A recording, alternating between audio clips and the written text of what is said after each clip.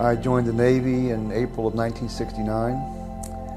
I went to I attended Radio A school in Bainbridge, Maryland. Then I reported to the USS J.F.K, which was CBA 67 at the time, which was already on a deployment to the Mediterranean. I caught up with it there. I worked in the communications section for a few years, and then I moved to the navigational section of the Kennedy, where I was working with the quartermasters. I did administrative work for the navigator.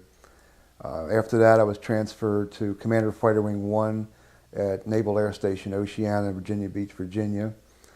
1979, I applied for a job at the National Security Agency as a security guard and was hired in 1980. Did that job for 3 years, and then I moved to the electrical division under the General Services Administration at Fort Meade, Maryland. In 1986, I became, they did away with all the GSA services, so I became an actual NSA employee in 1986 and worked in the facilities section at NSA until my termination in June 13th, 1997.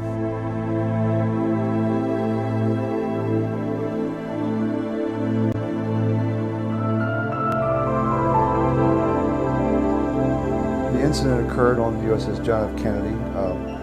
I'm not sure the exact date. It was in the summer of 1971. It more than likely was June or end of June or first part of July.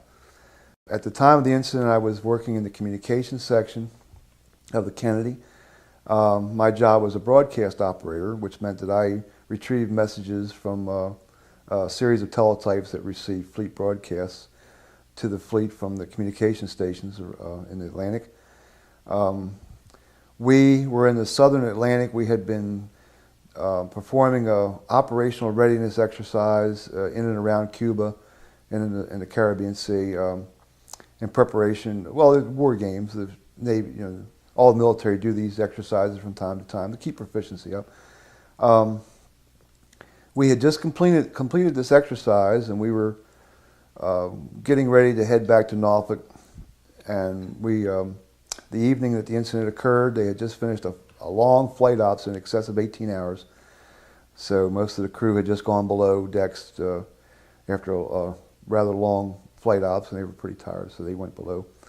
I was on duty in the communications room, and the teletypes were, of course, they were crypto. All the communications came through cryptographic equipment, which was very susceptible to interference from time to time. So I kept a close watch on the incoming messages, and if I noticed any abnormalities, I would call facilities control and have them adjust the receivers to keep the signals clear. This particular night, I took a message off the teletype and filed it because it was not to us, and I turned around to check the teletypes again and saw something I had never seen before. All 8 teletypes were just typing complete garbage, totally incoherent. I had seen 1 or 2, mistakes in the messages, but never anything this extensive. So I immediately called the facilities control on the intercom to inform them that my broadcasts were out, and they informed me that they were busy because all communications had just gone out. A few seconds later, we heard we had an intercom and a pneumatic tube system that went between the communications room to the signal bridge, which was located on the very top of the island structure of the carrier. And we heard a voice come on, very excited, yelling that God was here, it was the end of the world. And we looked at each other and thought, well, that's strange, what's going on there? Another few seconds went by, and another voice came on, more controlled. This person said that there's something over the ship, is what he said. There's something over the ship. Well, I looked at a friend of mine, a shipmate, and he looked at me, and we decided to go have a look, which was really breaking the rules. We weren't supposed to leave the comm area during watch, but nothing was working anyway, so we figured, being young. So we exited the communication center and went to the catwalk on the port side of the ship, on the flight deck, edge of the flight deck, and we observed a large glowing sphere over the island structure of the ship, over the ship. It was hard to decide what size this thing was because there was no perspective. It was late in the evening, the sun had gone down, it was twilight, but it looked huge. I would say anywhere from 300 or 400 feet to a quarter of a mile, depending on how high it was. If it was high and it was huge, you know. It glowed in a pulsating manner between a yellowish and an orangish color. I couldn't see any details other than a glowing spherical object. Unfortunately, I only got to observe this object for less than 30 seconds because by the time we got out there and started looking at it, general quarters went off on the ship, battle stations, and we had to go back to our watch station, which was our battle stations. We stayed at general quarters or battle stations for about 2 hours. It was only several minutes after we got back to the communications center that the messages started coming in again. Incoming started coming in. Outgoing was still out. So it wasn't that long we were out of communications, maybe 20 minutes at the most. Of course, I stayed on watch until my watch ended, which was at midnight. After that, I talked to a few friends, some shipmates that I had on the ship. One in particular worked in the radar department, and he was on watch during the incident, and he told me that all the radar screens were glowing and they couldn't detect anything on radar. And we stayed up most of the night talking about it, a few friends of mine, and we heard stories about the compasses not working on the bridge and that the radar navigational system had gone offline. What I was observing was the underside of possibly a disc, which would cause it to look spherical from my vantage point. I've thought about it a lot, and that's the conclusion I've come to. I heard from some people that the first voice on the intercom that we heard yelling, saying it was the end of the world, was actually a bosun's mate lookout that was on watch on the signal bridge. We heard through stories that this person had to be sedated, was very upset, and we heard that the second voice that we heard was actually a signalman that was on watch on the signal bridge, the one that said it was just something over the ship, the more controlled voice. A few days later, the commanding officer and the executive officer came on the closed-circuit television system that we had on board. It was the only way they could address the crew of 5,000. He looked at the camera, and I'll never forget this. He looked at the camera and he said, "I would like to remind the crew that certain events that take place on board a major naval combatant vessel are considered classified and should not be discussed with anyone without any to know." Unquote. That's all he said. So that the commanding officer and the executive officer were pretty upset during the incident because they had no control over anything and they were very vulnerable, which I'm sure was upsetting for any military people when you're not in control. The propulsion system still worked. We could maintain the speed and course, and we could steer, but from all the stories that I heard, anything that was electronic in nature ceased to operate or was malfunctioning. This included any computer systems. It did, at the time, have nuclear weapons on board. This was a known fact to us, but we were in the Mediterranean. We were not supposed to talk about it. They weren't going to deploy a carrier anywhere in the world without nuclear capabilities. The altitude of the object appeared to be pretty low.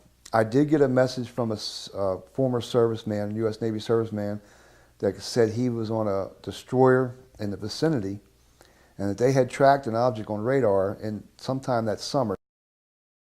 I also got a message from a man that had been a sailor on the ship, had worked with the computers, and he remembered somebody getting him up to come and work on reboot the computer system. And he had said what happened, and they said a UFO was over the ship, and he laughed it off, thought it was a joke. And he just chalked it up to a computer crash and rebooted the system. And it wasn't until he read my story that he remembered that, and he said, well, they weren't joking. But all this time, he thought it was just a joke. It was only actually over the ship for maybe 5 minutes or less.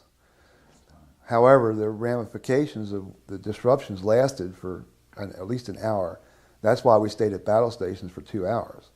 I guess they were waiting to see if it came back, and they were still trying to restart systems and get things back and fully operational. It took them probably at least an hour. And then there were no aircraft in the air. They were all on board when the incident started. They kept 2 F-4 Phantoms, which were called already CAP, Combat Air Patrol. From what I heard, they would not operate. They were trying to start those those jets, and they, from what I heard, the rumors and the stories that they wouldn't start, that they were out of commission. No noise from the object. It was quiet on the flight deck at the time because I said there was no flying, no aircraft running, so it was rather quiet. We discerned no sound whatsoever, no humming, nothing, just a complete silence. Some men arrived on the ship when we returned to Norfolk to interview some people in suits. Lord knows where they came from, what agency they were from, but I had heard it. Because I wasn't a legitimate observer, I wasn't even supposed to be out there, I guess nobody really even knew I saw it. But I'm sure the rumor I heard that all the bridge crew, people that were on the bridge, were interviewed by these gentlemen in suits, and some people in some operational areas, radar, and we had an organization on the ship called IOIC, and it was Integrated Operations Intelligence Communications, something to that effect. I remember the acronym, but I don't remember the exact meaning. And I'm sure I had heard that they were out taking pictures of this thing. I'm convinced that there's something to it. I'm convinced that the government, somebody in the government knows a lot more than we know. I have my own theories of why it's being hidden. I think it's the reason that the information is being kept from the public is there are many reasons, not just one particular reason. And what would those be? They probably feel that the general public couldn't handle the knowledge of extraterrestrials visiting. I think that they have information that would seriously undermine the economy of the country. I think there's devices that they have that could produce energy at very low cost and with no pollution, but the corporate greed would prohibit that. And that would be the part that would bother me most about the cover-up. I think of all the pollution there is and all that could have been saved. That would bother me more than anything. And also, I think anytime the military discovers something like this, they want to keep it quiet because they don't know who knows about it. And there's a paranoia in the military. I've seen it. It's definitely time to make this disclosure on this. It's been kept secret too long. I think we have a right to know what we have to face, be it an asteroid heading for Earth or an extraterrestrial visitor. I think as human beings we have the right to know what our future may bring. It's a God-given right. This thing was moving 10, 15 miles in 30 seconds, 20 miles, then 30 miles, then 40 miles, then 100 miles. And in virtually 3.5 minutes, this thing moved almost 500 miles. And then moving from one altitude to another that would cause any normal pilot to black out, let's say, was very strange to me.